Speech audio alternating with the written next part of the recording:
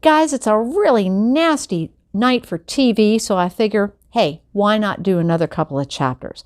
So I don't know about where you are, but it's kind of spits and drizzles here, and he just went out for a WALK. Notice I can't say the words.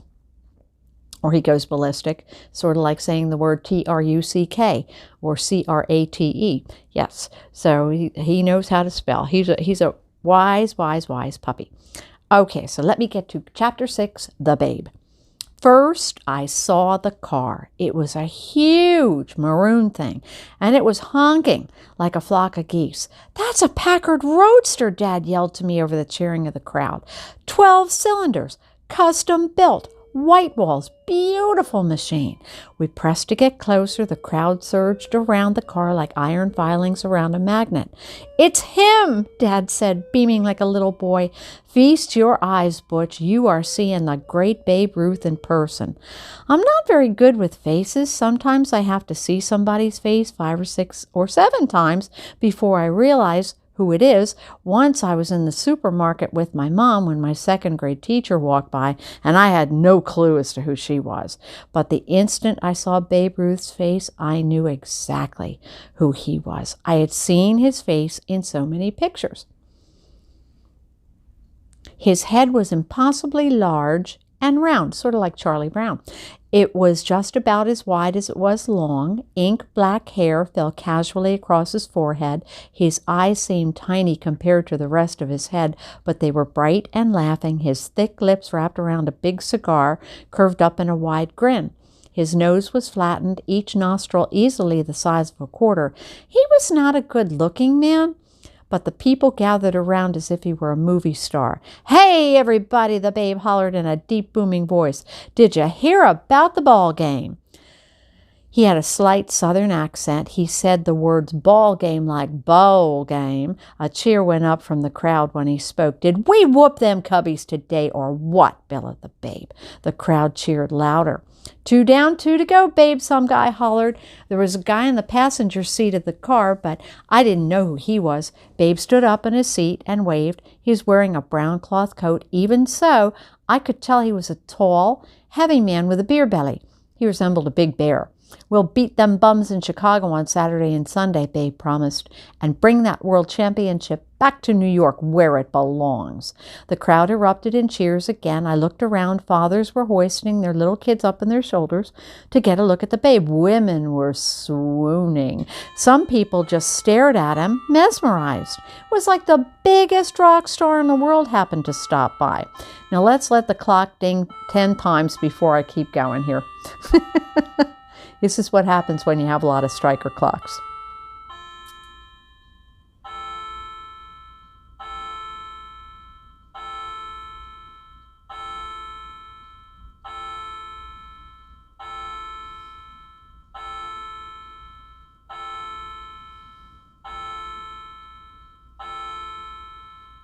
The bad feelings that had gripped the crowd earlier were gone. It didn't seem like a riot anymore. It seemed like a parade. Suddenly everybody was happy. Somebody tossed Babe a straw hat and he put it on. "You ought to run for president, Bambino," some guy shouted. "Hoover and Roosevelt are bums." The bad feeling... "That's not a bad idea," Babe chortled, his big belly shaking. "Vote for Ruth." People began to chant, "Vote for Ruth."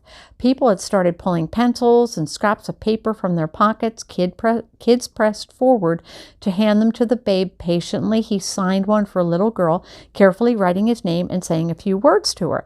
As he accepted the next scrap of paper, the girl looked at the autograph like it was $1 million bill.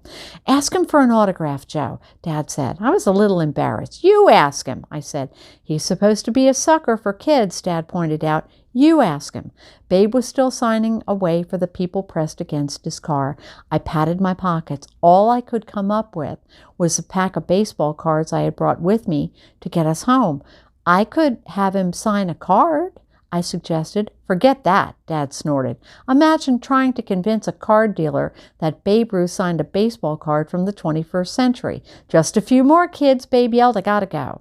Dad and I looked around on the ground frantically to see if we could find a scrap of paper, but everyone had scooped them up already. I think Dad and I saw it at the same moment. A little boy ran by. As he passed us, a piece of paper fell out of his pocket. The boy didn't notice. I pounced on the paper. And there on that paper was Babe Ruth's signature. "Way to go, Joe!" Dad exclaimed, slapping me 5. Dad and I were congratulating each other when this guy came over to us. He was a tall guy, much bigger than my dad. "I believe that belongs to my son," the guy told Dad. "Finders keepers," I said. It was probably not the smartest thing to say. The guy reached into his jacket and pulled out a knife. Blade was about 8 inches long. I stepped back instinctively. My heart was suddenly pounding. "How about I cut off your hand?" the guy said. "And we'll see who finds that." "Leave my boy alone," Dad shouted, stepping forward as he pushed me out of the way of the knife. "Okay, I'll cut off your hand if you don't give back my son's autograph." "Watch your language," Dad said. "Kids don't have to hear that kind of talk." "Forget it, Daddy," the little boy said. "That boy can have it." "Here," I said, handing the kid the paper. "It's no big deal." "Smart boy," the kid's father said as he slipped the knife back in his jacket. "Come on, Jimmy, let's go."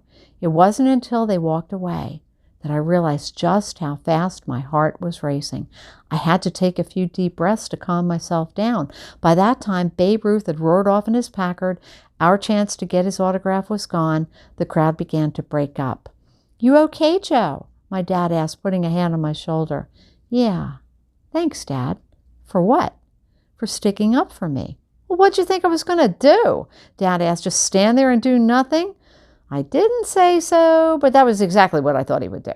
As we were walking away, another guy came over and tapped me on the shoulder. He said his name was Christy Walsh and that he was an associate of Mr. Ruth. I recognized him as the guy who'd been sitting in the car next to Babe. "Mr. Ruth saw what happened a few minutes ago," Walsh said. "He felt bad, and he asked me to tell you to stop by his suite at the Ansonia Hotel tonight. He will give you all the autographs you want." "We'll be there," Dad exclaimed, pumping the guy's hand vigorously. When Walsh disappeared into the crowd of faces on the street, Dad and I looked at each other and laughed. "We're going to meet Babe Ruth," I said gleefully. "And get all the autographs we want," Dad said just as happily. I don't think the two of us had shared a laugh since I was about 6 or 7 years old. Chapter 7 is called 3 Strikes You're Out. The Ansonia Hotel, we found out, was on 74th Street. We were at 14th Street, so we had to go 60 blocks to get to Babe Ruth's hotel. We just started walking uptown. Just around the corner from Union Square Park was a large building with 4 round columns in front of it. The sign on the front read New York Savings and Loan. A line of people outside the front door of the bank stretched all the way down the street. It looked as if they were waiting for the bank to open. Now remember, this is Depression times. That was strange, Dad said, because it was already past closing time. He checked his money. If the bank was still open, he said he would deposit his $5,000 and let it earn interest for the next 70 years. "I want my money," a young guy yelled angrily as we got closer. "Open the doors," an old lady shouted. "Give us back our money," a group of people chanted. "Give us back our money." Dad pushed up to the front door and asked the young guy what was going on. "They won't let us in," he complained. "I want to take out my money." "Well, isn't it past closing time?" Dad asked. "We want our money," somebody yelled. "You know," Dad said, "if you just leave that money in the bank and wait long enough, you'll eventually be rich." And the people in the front of the line looked at Dad angrily and began shouting, "Who asked you? What do you know, you idiot, mister?" "I don't have time to wait around," the young guy told Dad. "I need money to buy dinner tonight. My kids are hungry. Now." "You look like you got plenty of dough, you with them fancy clothes," a lady shouted at Dad. "How about sharing the wealth?" "Yeah!" Now I was afraid they were going to start beating Dad up or something and take his money, but suddenly the front door of the bank opened a crack. Everybody rushed to get back in line. "Go home," a voice called from inside.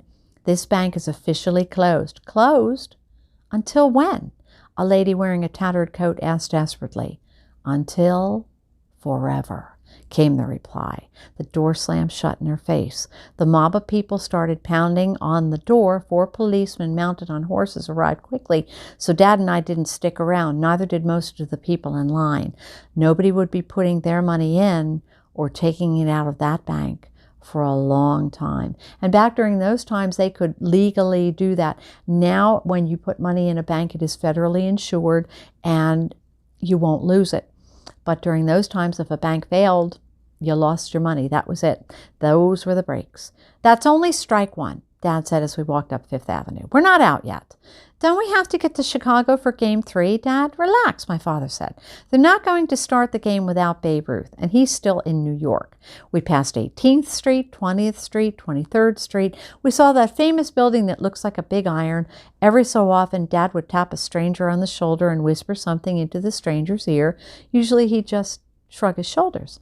What are you doing, Dad? I finally asked. Trying to find us a bookie, he replied. After getting 5 or 6 shrugs from people, Dad tapped a guy on the shoulder who nodded his head and pointed to a nearby store. The sign on the front said J.B. Miller Haberdasher.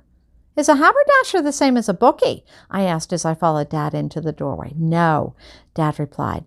Betting on baseball is illegal.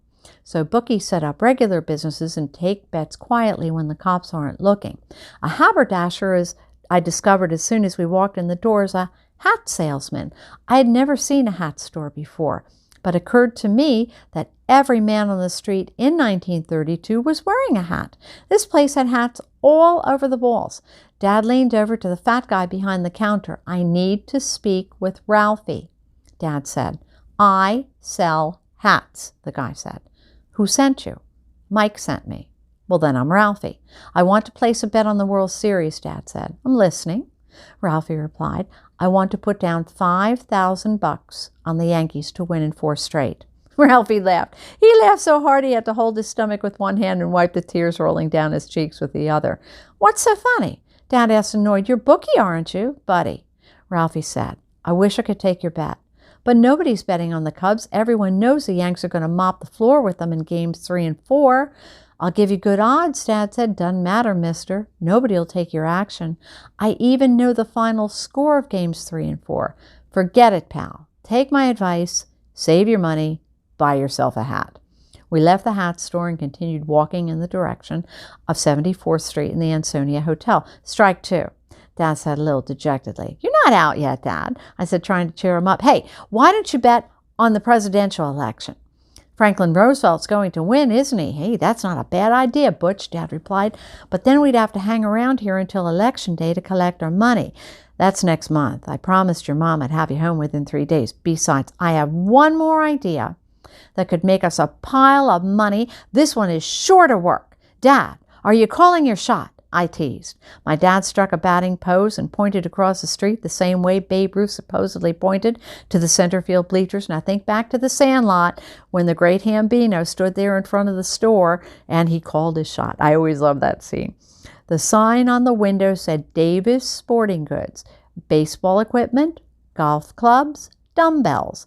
Dad must have realized he wasn't going to make a fortune by putting money in a bank for 70 years or by betting on the World Series. To be honest, they both sounded like crackpot ideas once I took the time to think them through.